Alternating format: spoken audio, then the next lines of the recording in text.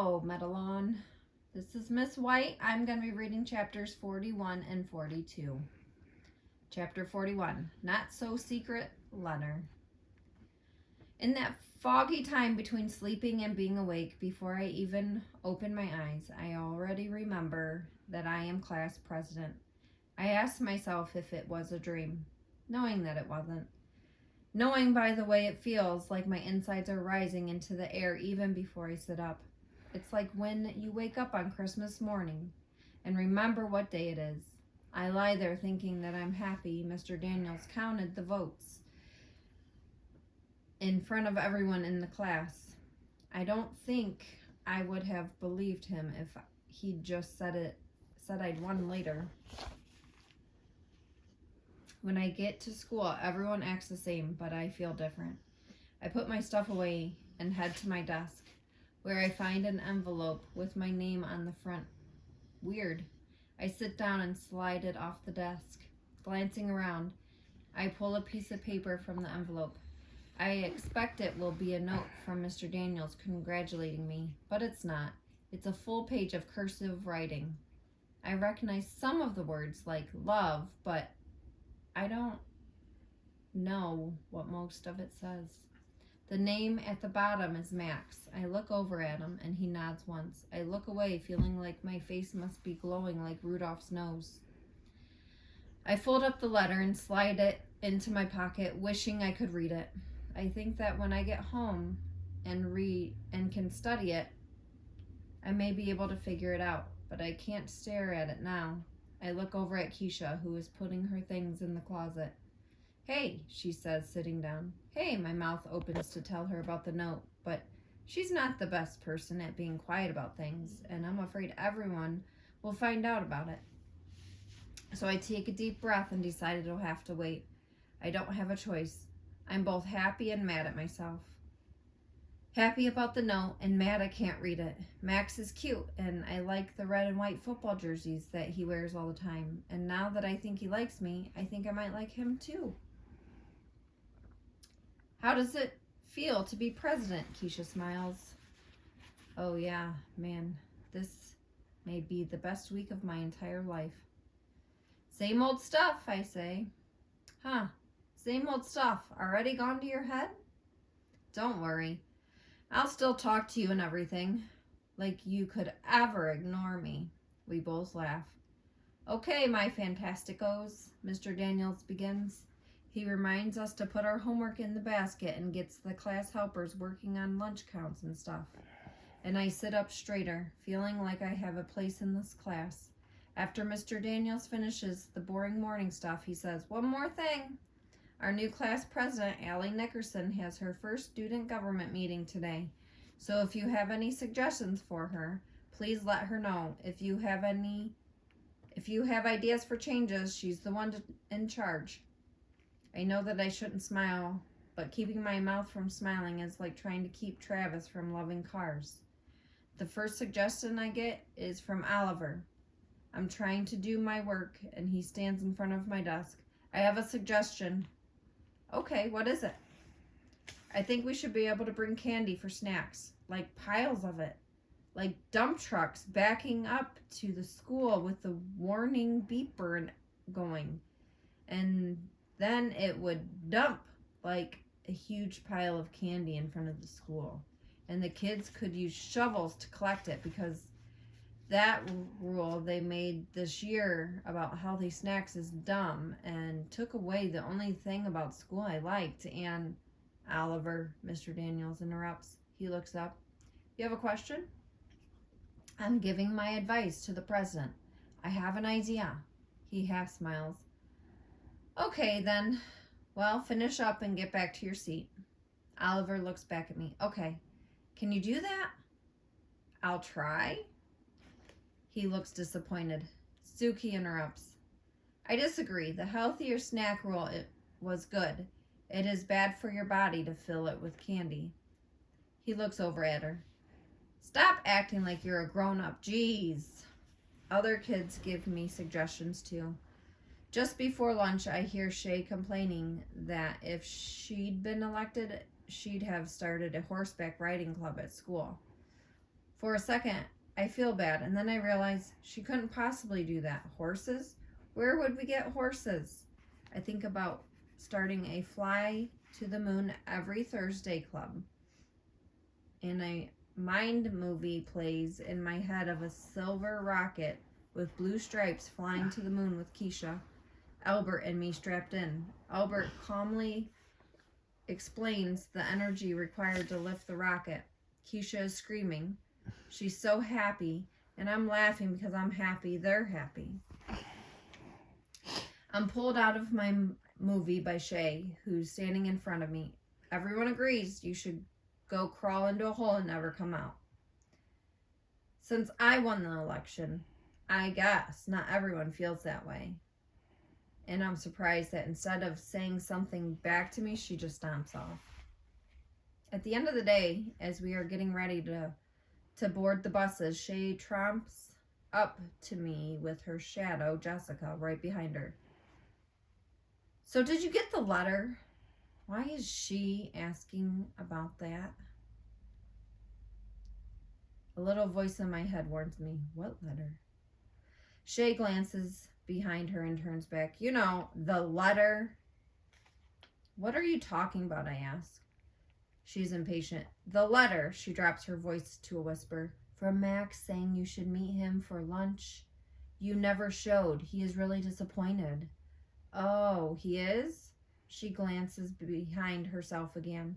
So do you like him? Why did he want to see me at lunch? Allie, you just can't ignore something like that. It's rude. I see Max coming, but he doesn't say anything.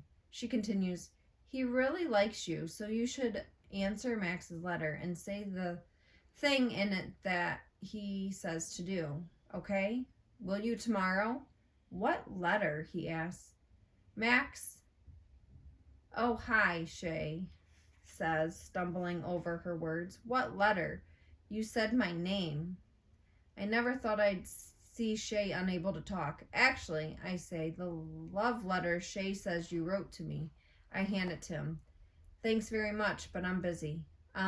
Wait, I didn't actually, he says to me, trying to be nice. Then he looks at the letter and at Shay and Jessica, and he doesn't look so nice. Jessica turns pale, but not as pale as Shay does. Whatever was going to happen at the lunch table is something I'm lucky to have missed. It's the first time I've ever been grateful not to be able to read. Chapter 42. The Gifts of No Excuses, Scotch Tape, and Antibiotics. Mr. Daniels calls me up to his desk. Here, I have something for you. I'm excited until I see it's a book. Not like I hate them like I used to, but they still scare me. I stare at it, hoping he just wants to book talk, not actually read it. I'd like you to read this. I open my mouth to speak, and my mind is already rolling out multiple excuses. He puts his hand up. Listen, Allie, I know it won't be easy. I know it will take time, but the thing is, my excuses become harder to say. I think you can read this one, and I want you to try. I reach out and take the book, which has a picture of a kid holding a goldfish bowl. I flip through the pages. The book isn't long. As far as chapter books go, that's a relief. I look up at him and hold his gaze. Normally, I'd be giving him all kinds of reasons I can't do this. But the thing is, Mr. Daniels could hand me a book as heavy as a boulder, and I'd try to read it. Just because he'd asked me to. Okay, we are going to begin a unit on persuasive writing, Mr. Daniels said. So I'd like you to tell me if you could have an unlimited amount of any single object, what would it be? It can't be magical, have special powers, or anything like that. Just an ordinary, everyday type of object. Well, obviously, Shay speaks slowly like she's talking to a little kid. Wouldn't everyone just choose money? Albert looks confused. Not something I see too often. The first thing I thought of was antibiotics.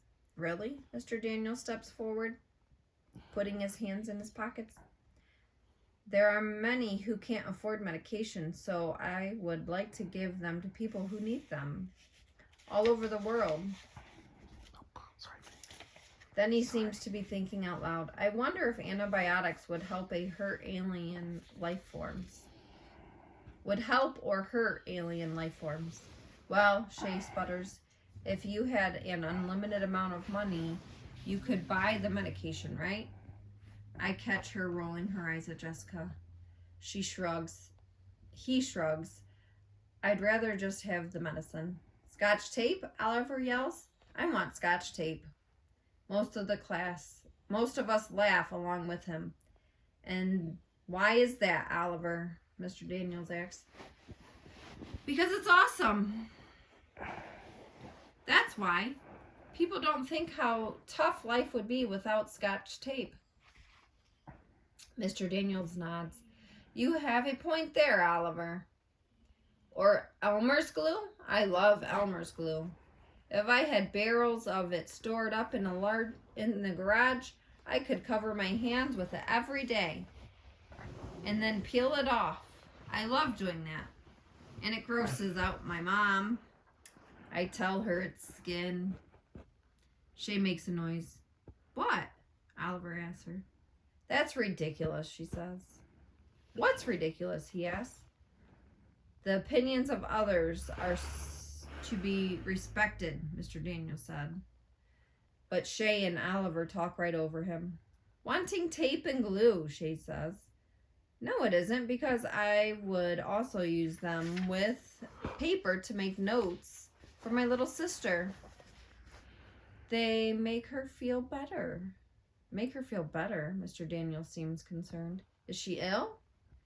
Oh, not anymore, but she had something that was called, well, it was long. It had 5 syllables, and she had to go to the hospital a lot to sleep over.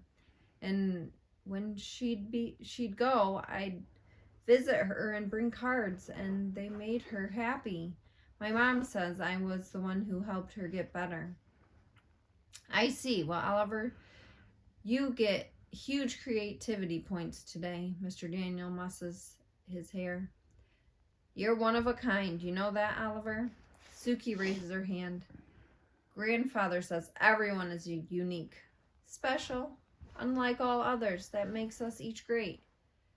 I'd like that, Suki, Mr. Daniel says. And you are indeed great. She remains seated, but bows a bit. Thank you, sir. Mr. Daniels bows back and then stands up straight. In fact, you're all great. My fantasticos. Albert raises his hand and Mr. Daniels nods towards him. Excuse me, but just because something is unique, that doesn't mean it's good. After all, E. coli, a dangerous bacteria, is unlike all others. Point taken, Albert. But I do like that people are all different. What if we all looked the same, thought the same, had the same beliefs? That sounds boring, Keisha says. Indeed it does, he says. I think that I wouldn't mind being more like everyone else. But then I think I wouldn't want to draw like everyone else. And I wouldn't want to act like Shay or Jessica. All of a sudden there's screaming. It is Oliver. Ant murderer! Ant murderer! What is it, Oliver? Mr. Daniels asks. He points at Shay. Ant murderer! All I did was step on a dumb ant. What is he so freaked out about? You had no right to kill him. He was just walking by. You think it was a him? It was just a dumb ant. Who cares? I care, Oliver says, getting down on all fours with a tissue to check on the ant, which is clearly dead. He cleans it up with a tissue and slips it into his pocket. You're going to keep it? She sputters. Well, I'm not going to just throw him in the garbage. I'll bury him at home. She begins to laugh. Shay, Mr. Daniel said. There will be none of that. She stops. We are all different. You care about some things and Oliver cares about others.